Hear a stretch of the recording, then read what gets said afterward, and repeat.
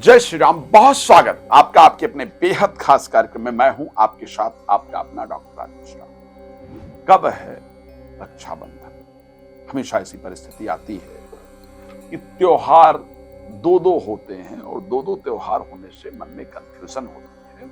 अच्छा, उसका रीजन भी है। मतलब ऐसा नहीं है कि दो दो त्योहार होते हैं उसमें कोई बहुत बड़ा विषय है।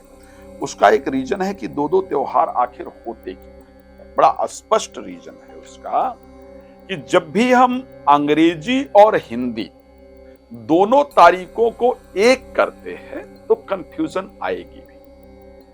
अगर मैं एक इंडियन व्यक्ति को और एक चाइनीज व्यक्ति को या किसी अदर कंट्री के व्यक्ति को दोनों की विचार को लेना शुरू करूंगा या दोनों को खाने के एक टेबल पर बिठा दूंगा तो दोनों का टेस्ट अलग होगा। कोई कुछ और मांगेगा, कोई कुछ और मांगेगा, या उसके विचार कुछ और होंगे, उसके विचार कुछ और होंगे, तो डिफरेंसेस आएगा।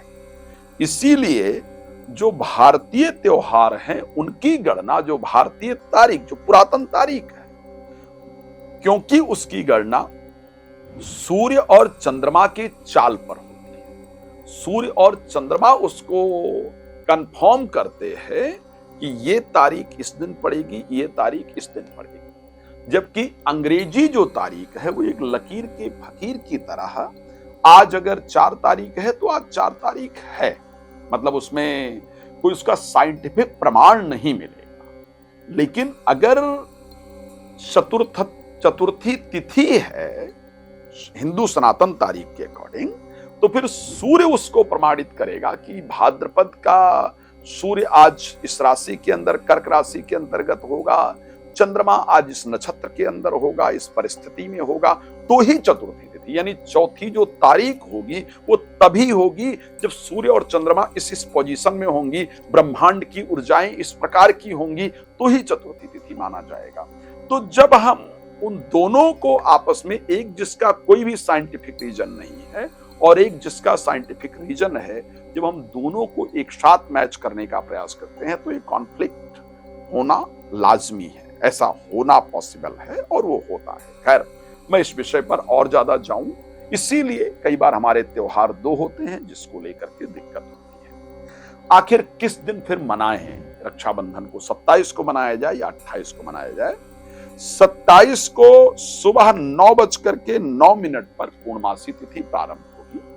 28 तारीख को 9:49 तक पूर्णमासी तिथि रहेगी। According to astrology, according to panchang, according to Hindu shastra, 28 तारीख को ही आप सबको रक्षाबंधन मनाना चाहिए। इस बार बहुत दिन बाद ऐसा हो रहा है कि जो रक्षाबंधन है उसमें भद्रा का साया नहीं है। भद्रा बहुत पहले ही लोग भद्रा है नहीं है उसको सर्च करना शुरू कर देते हैं, लेकिन एक बड़ा विडंबना है। इस बार भद्रा का साया तो नहीं है, लेकिन लोगों ने एक चीज और सर्च करना शुरू किया है कि पंचक है। भद्रा का साया नहीं है लेकिन पंचक इस बार है। और पंचक कब शुरू हो रहा है? 27 तारीख दोपहर 1:36 से पंचक प्रारंभ हो जाएगा। बट उसको लेकर के आपको बिल्कुल चिंतित होने की आवश्यकता नहीं है, क्योंकि पंचक जो है उसमें रक्षाबंधन के लिए कोई निषेध नहीं कहा गया है। पंचक में छत ना डालना, चारपाई ना बीनना, कुछ इस प्रकार के बेड ना बनाना, बेड ना खरीदना, कुछ इस प्रकार के परिस्थितियों की बात की है। इसलिए पंचक को लेकर के चिंता करने की आवश्यकता नहीं है। इसलिए 28 तारीख के दिन, क्योंकि 28 तारीख को शुक्रवार का दिन है, ठीक है, 28 तारीख के दिन ही रक्षाबंधन मनाना फायदेमंद होगा।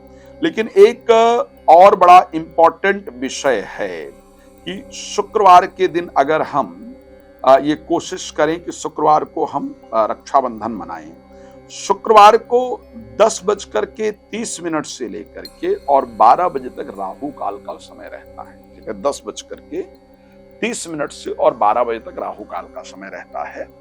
इसलिए हमें कोशिश करना है कि 9:49 तक, जब तक कि पूर्णमासी का समय है, हम पूर्णमासी के समय में ही रक्षाबंधन कर लेंगे।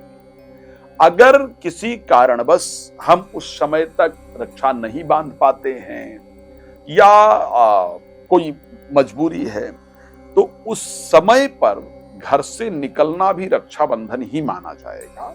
आप बाद में पहुंचकर बांध सकते हैं, आप बांध सकते हैं। वो भी पॉसिबल नहीं है तो जिसको रक्षा बांधना है उसका नाम लेकर के भगवान को रक्षा अपने मंदिर में चढ़ा देना और बाद में जाकर के उसको बांधने से भी आपको रक्षाबंधन का कोई दोष नहीं लगता है, वही फल प्राप्त होता है।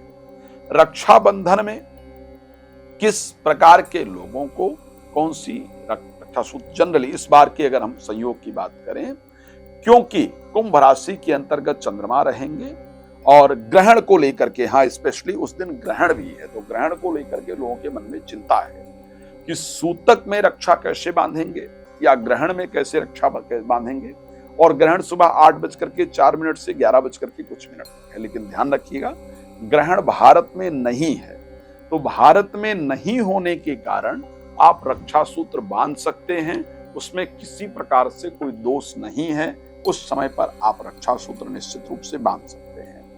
मेष राशि के अगर भाई हैं आपके तो लाल रक्षा सूत्र बांधें, वृष राशि के हैं तो क्रीम कलर का, मिथुन राशि के ग्रीन, कर्क राशि के लोग क्रीम कलर का, सिंह राशि के लोग लाल या गुलाबी, कन्या राशि के लोग हरा, तुला राशि के लोग सफेद या क्रीम कलर, वृश्चिक राशि के लोग लाल या पीला, धनु राशि के लोग सिर्फ पीला, मकर राशि के लोग नीला, कुंभ राशि के लोग जो है वो सफेद या क्रीम कलर और मीन राशि के लोग पीला रक्षा सूत्र का प्रयोग करेंगे तो आपके लिए निश्चित रूप से फायदा करेगा। क्योंकि इस बार का जो रक्षा सूत्र रक्षाबंधन है वो फ्राइडे को पड़ रहा है कुंभ राशि के अंतर्गत, तो कोशिश करें जब भाई को रक्षा बांध रहे हो तो भाई को रक्षा बांधते वक्त जो भाई का फेस स्पेशली हो वो पूर्व दिशा को हो और जो बहन रक्षा बांधे उसका जो फेस है वो पश्चिम दिशा को हो। इस प्रकार का संयोग सबसे बेहतर होगा। इस बार के रक्षाबंधन में स्पेशली अगर मैं बात करूं तो अगर भाई क्रीम कलर के वस्त्रों का प्रयोग करे और बहन लाल कलर के वस्त्र का प्रयोग करे तो उसके लिए बहुत बेहतर होगा। चलिए भगवान आप सबको प्रसन्न रखें। सभी भाई बहनों को रक्षाबंधन की शुभकामनाओं के साथ अपने कार्यक्रम को देता हूं विराम। आपका जुड़ने के लिए धन्यवाद। जय श्री